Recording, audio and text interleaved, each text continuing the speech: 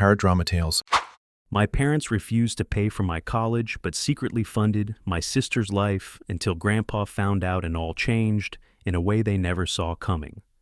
While I worked double shifts and skipped meals just to survive, they gave her a car, an allowance, and called it support.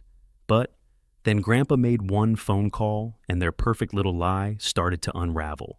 It was supposed to be a proud moment. The summer after high school, I was full of cautious excitement, nervous about starting community college, but ready. I'd chosen a local school, planned to commute, and had even saved a little from my cafe job. I thought I'd have some support from my parents. But one night they called me into the kitchen and gave me the speech. You know the one. The "you're an adult now" talk. Mom sat down across from me, smiled like she was proud, and said, "It's time you learn the value of money. We've decided we won't be paying for your college." My mouth went dry. I hadn't asked for much, just help with tuition or gas. But not a single dime. Then Dad added, "If you want to stay in this house, you'll need to pay rent and cover your own groceries. It's only fair." Fair. That word hit me like ice. I was still sleeping in my childhood bedroom under the same posters I'd had since middle school. I wasn't looking for a free ride. I just didn't expect to be abandoned at the starting line. They weren't broke. Mom's an accountant. Dad's a project manager. They were doing fine. This wasn't about money. It was about teaching me responsibility.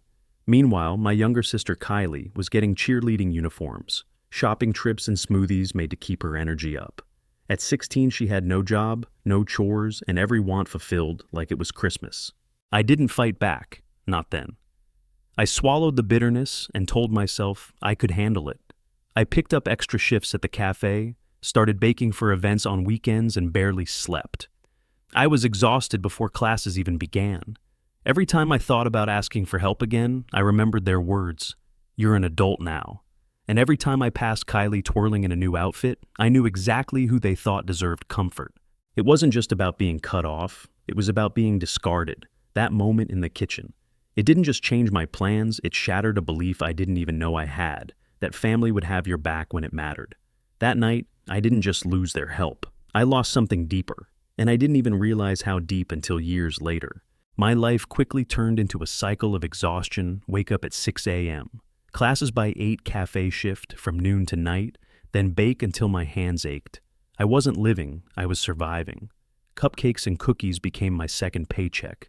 Birthdays, baby showers, teacher appreciation, weeks anything that paid. I'd haul boxes of sweets to strangers while my own parents didn't even ask how midterms were going. My classmates worried about finals. I worried about rent. And Kylie. She'd float through the house in matching loungewear, scrolling TikTok, dropping complaints like, "Ugh, practice was brutal today," while sipping smoothies Mom blended for her. Meanwhile, I was living off instant noodles and barely functioning caffeine.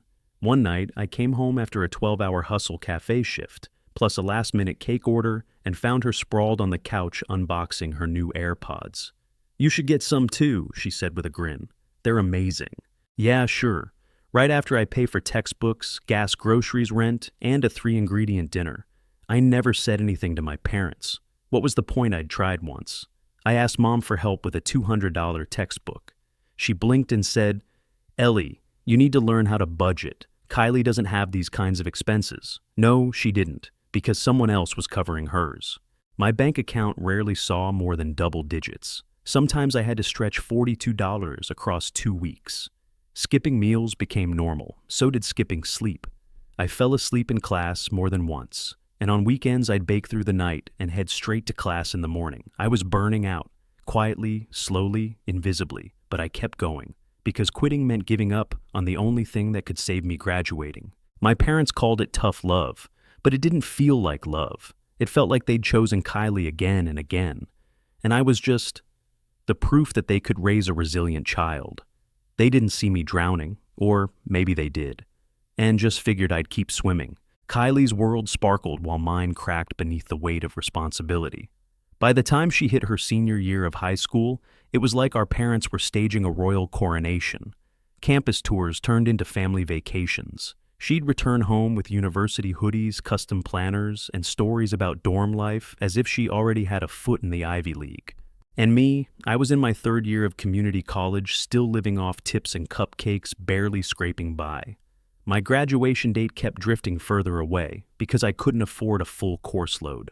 One night while I was cramming for an online exam, I'd almost forgotten to submit. Mom strolled into the kitchen like it was any other evening. No greeting, no, how's school, just a casual. We're thinking of getting Kylie a car for college. I looked up, sleep-deprived and stunned. She continued, she's going to need something reliable. You know how hard it is to get around without a car. I wanted to laugh. They wouldn't even help me with a bus pass. I said nothing. I just stared at my textbook until the words blurred. But it wasn't just the car. That was just the crown jewel. Suddenly they were offering Kylie everything I had begged for. Tuition-paid rent, covered a monthly allowance, laptop advice from Dad, coordinated dorm bedding from Mom. They were investing in her like she was a startup. I once asked Mom why they were doing so much. Her answer, Kylie needs more support to succeed. You're more independent. That word independent, it used to make me proud. Now it felt like a prison sentence. They threw Kylie a whole party when her acceptance letter arrived. Her favorite dinner, pink frosted cake, the works. When I got into community college, I got leftovers. That night, Mom turned to me and said, "You must be so proud of your sister." I wanted to scream, but I just smiled and nodded. Pride? No, I wasn't proud. I was tired. Tired of pretending this was normal. Tired of swallowing resentment every time they lifted Kylie higher while I drowned quietly below. And the worst part, I thought that was the bottom, but I hadn't hit it yet. I was lying on my bed, staring at the ceiling after another shift that had left me bone-deep exhausted when I finally cracked.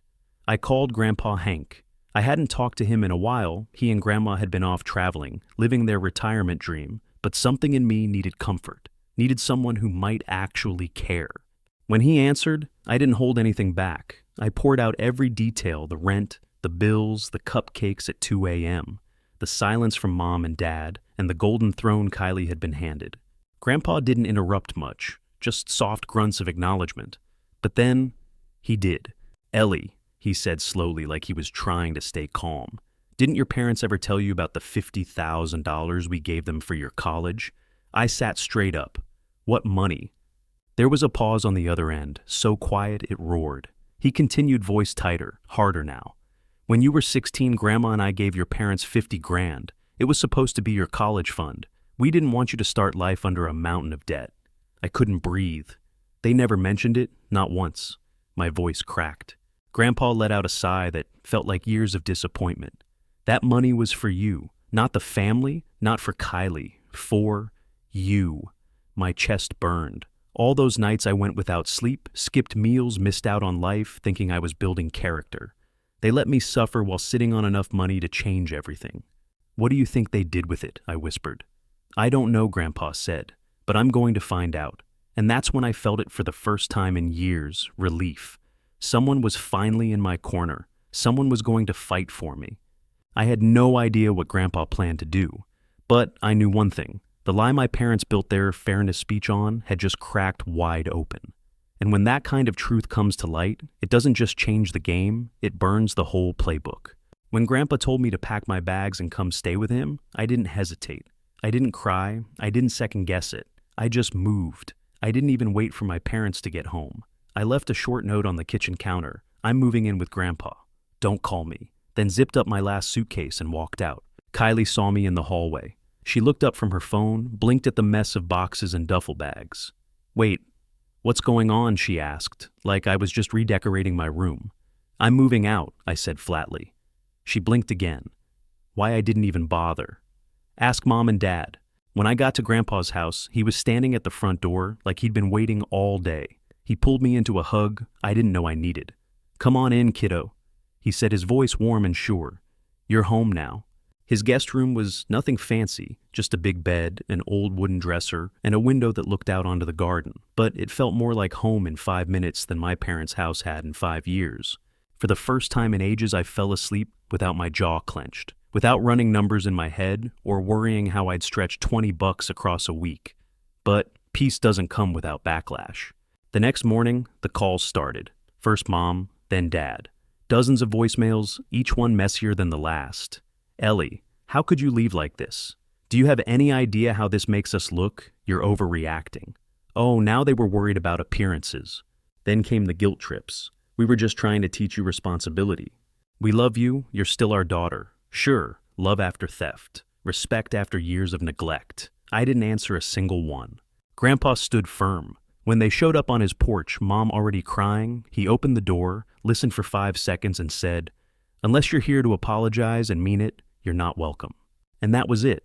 I'd spent years begging for scraps of fairness. Now, I had a man in my corner who handed me a key, a roof, and something bigger: dignity. I didn't just leave their house. I left their narrative. I was in Grandpa's kitchen helping him sort through old bakery receipts when I saw the car pull into the driveway. My mother's. My stomach sank. "They're here," I muttered. Grandpa didn't even flinch. He looked up from the paperwork and said, calm as ever, "Let me handle it." I stayed seated, ears sharp. The door creaked open and Mom's voice spilled in like a wave of desperation. "Hank, we need to talk to Ellie. She's being completely unreasonable about this whole situation." I wanted to scream. Unreasonable. After years of being ignored, undercut, and literally robbed, I was unreasonable. But Grandpa's reply was cold steel. "You mean the situation where you stole $50,000 from her? I think she's being perfectly reasonable." Mom's voice cracked. "We didn't steal it. It was for the family." "You thought wrong," Grandma cut in. I hadn't even realized she was listening from the other room. "That money was for Ellie." She continued, her voice sharp and unforgiving. "And you knew it. You let her suffer while you pampered Kylie. You don't get to waltz in here and act like victims." There was a silence so thick it pressed against the walls. "Hank, we were just trying to. If you're not here to apologize, you can leave," Grandpa snapped. "Ellie deserves better than this, and I'm not going to let you manipulate her again." Then came the sound of the car door slamming, tires crunching over gravel, in silence. They didn't even get inside. That was the reckoning, not some explosive fight, not some tear-filled confrontation. Just truth laid bare and a boundary drawn so clear it echoed. They were used to control-wielding money guilt, silence like weapons. But none of that worked at Grandpa's door, because that wasn't just wood and hinges. That door was protection. That door was justice. Later that night as we ate dinner, Grandpa passed me the mashed potatoes like it was just another Wednesday. "Proud of you, kiddo," he said, not looking up. And for the first time in my life, someone said they were proud and actually meant it.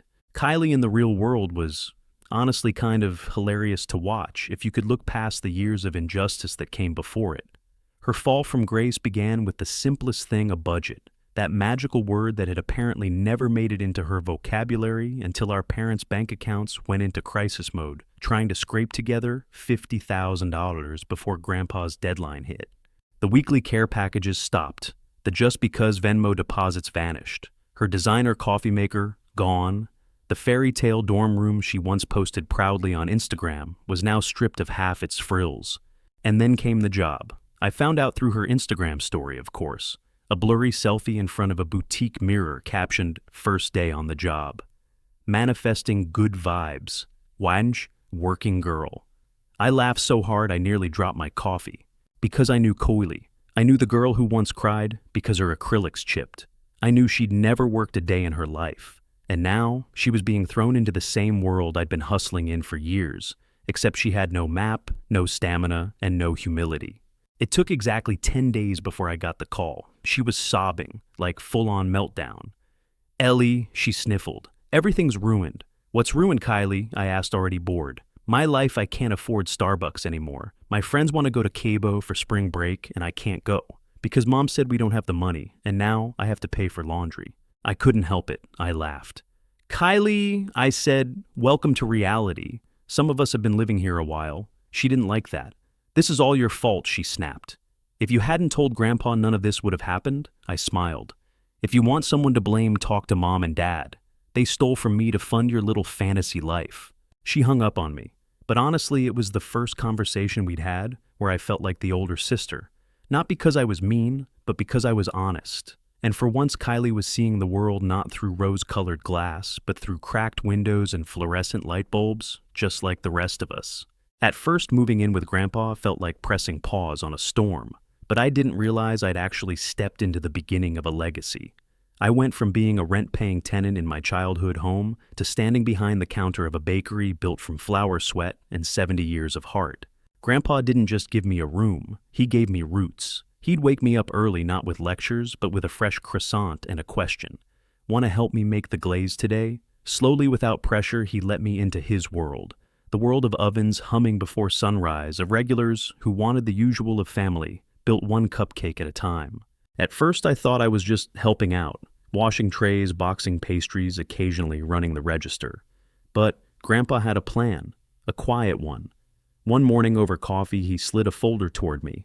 Inside business plans, payroll sheets, supplier, contracts, all neat and color-coded. My name was written on the front. "I want you to take over when you're ready," he said as calmly as if he were offering me toast. I was stunned. "Are you serious?" He smiled. "I've been watching you your whole life, Ellie. You show up, you adapt, you care. That's more than half of what it takes to run this place." Something inside me shifted that day. All the years of scraping by, of being overlooked, of begging for help that never came, it all crystallized into one truth. I wasn't just surviving anymore. I was building something mine. With Grandpa mentoring me, I learned how to budget smarter, plan seasonal menus, even market our bakery through social media. Turns out my years of watching Kylie perfect, her Instagram aesthetic, weren't totally useless after all. For the first time, I felt seen. Not for what I could endure, but for what I could create. While my parents tried to crawl their way back into Grandpa's will, I was too busy writing supplier emails, testing new cinnamon roll recipes, and hiring my own team. From the girl who once begged for textbook money, I became the woman people came to for paychecks. They say revenge is sweet, but for me, it wasn't about revenge. It was about rising, flour-covered hands and all. These days, I don't waste time wondering why my parents did what they did. I don't replay old conversations or try to rewrite the past in my head. Because the truth is what they meant for control, what they masked as teaching me responsibility, became the very thing that lit my fire. I graduated, I own a bakery, and every morning as I unlock the front door, I'm reminded that I didn't get here because they helped me. I got here because I chose not to break when they abandoned me. Kylie still hasn't forgiven me, but I've stopped carrying that weight. She calls what I did betrayal. I call it survival. And if exposing the truth burned bridges, then maybe those bridges were never meant to carry me forward anyway. Grandpa is still by my side sometimes in the kitchen, sometimes in the garden, always watching me with quiet pride. When customers ask if I'm the owner, now he just smiles and says, "She earned every inch of this place." And that's the legacy I'm building, not one made of handouts or favoritism, but of flour resilience and earned respect. So, to anyone out there who's ever been the overlooked one, the one told to figure it out while others were handed everything, know this: you are not forgotten. You are not weak, and you're not alone. Stick around. There's more to come. Because stories like mine, they're just getting started.